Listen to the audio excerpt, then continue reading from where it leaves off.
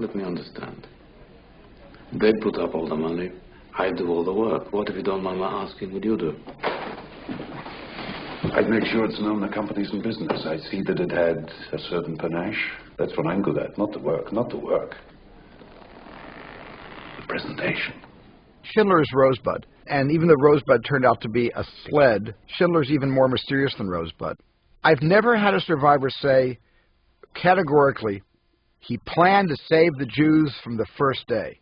I've had many survivors say he planned to make a lot of money off of all of us and off the Nazi Party from the first day, and then something happened that changed him, but we can't tell you what day it happened on. And in that sense, he's an enigma. As a Sudetenländer, he was still a member of the Nazi Party, less of a Nazi in his heart, and much more of, well, I can't make money from the Nazis unless I wear the little swastika on my lapel as a lapel pin. So he did a lot of things to ingratiate himself and to profit from World War II and from what was happening. At the same time, he had a moral conscience, and he knew about the Holocaust. He knew what was happening to not just his workers, but other workers for other factory managers. Oskar Schindler witnessed with his girlfriend secretary, he witnessed the liquidation of the Krakow ghetto. He was horseback riding. He heard all the noise. He heard all the vehicles.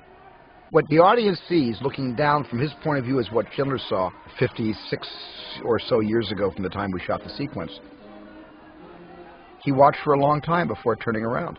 He saw the little girl in red, and he wondered why didn't the Nazis, who were rounding up and shooting anybody who resisted, why the most obvious person wearing the loudest coat, the coat that was crying out to be captured and put into a truck, why the Nazis were gathering everybody else but this little bright red spot moving down the street. I did it in color, or at least I did the coat in color, for another reason, which was that the Holocaust was known about. You had Ben Hecht and Roosevelt and Eisenhower, and Churchill knew that the Holocaust was taking place.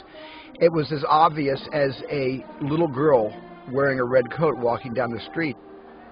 But I thought that if there was any turning point at all, it was his observation of the liquidation of the Krakow ghetto from horseback. And that moment, followed by the moment where he's in an empty factory, looking out the window where his workers once were, making him a lot of money. I go to work the other day. Nobody's there. Nobody tells me about this. I have to find out. I have to go in. Everybody's gone. No. No. They're not gone. They're here. They're mine! And the next scene, he pays Armand Get a visit and screams at him for taking all his workers and putting them in his forced labor camp.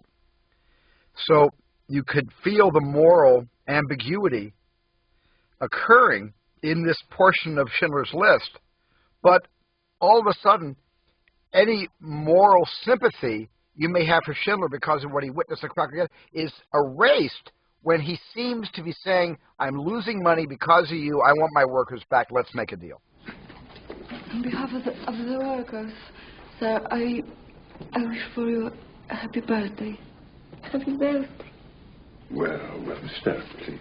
Thank you very much for the lovely cake.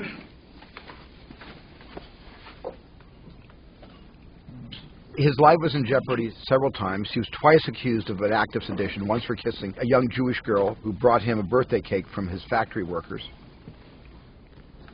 And he was always on the edge. He was always finding excitement standing on the edge.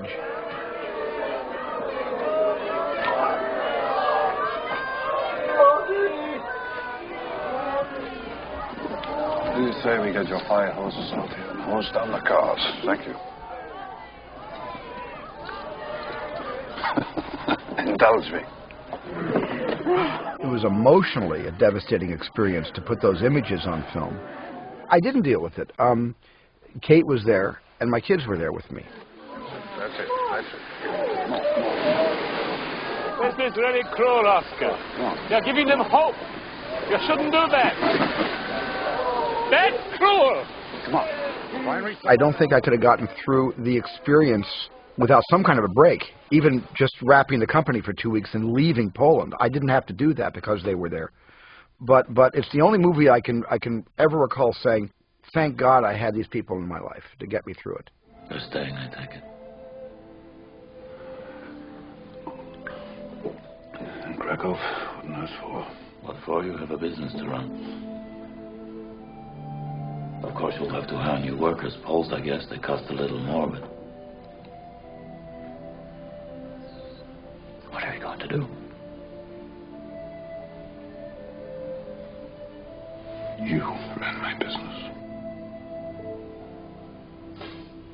Itzhak Stern was a real character who functioned as the film portrays him functioning, as Schindler's bookkeeper, but really he was Schindler's genius, and he brokered a lot of those deals to get Jews on the Schindler's List. So he's sort of the genius in hiding. He is the conscience of Oskar Schindler. What did Goethe say about this? You just told him how many people you needed, and you're not buying them. You're buying them, you're paying for each of these names. If you were still working for me, I'd expect you to talk me out of it. It's costing me a fortune. He gives to Oskar Schindler something Oscar's never had before, which is an honest friendship. He never had an honest friendship with a woman. He never had an honest friendship with anybody in the Nazi Party. But with this Jew, he had an honest friendship. They could shut us down, send us back to Auschwitz. I'll call around, find out where we can buy shells. Ask them what is ours. I don't see the difference. Whether they're made here or somewhere else. You see a difference? I see a difference. Well, you'll lose a lot of money, that's the Your difference. shells will be made. Stan, if this factory ever produces a shell that can actually be fired, I'll be very unhappy.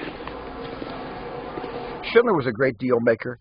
Schindler was a great CEO. But it was only the war that he was able to control a measure of his own destiny. He failed at every business following the war, and he failed at every business preceding the war. It was only this moment belonged to him. And the end result was he rescued 1,200 human beings who gave birth to many thousands of other human beings. There are more Jews and offspring from those survivors because of what Schindler did than there are Jews today in Poland.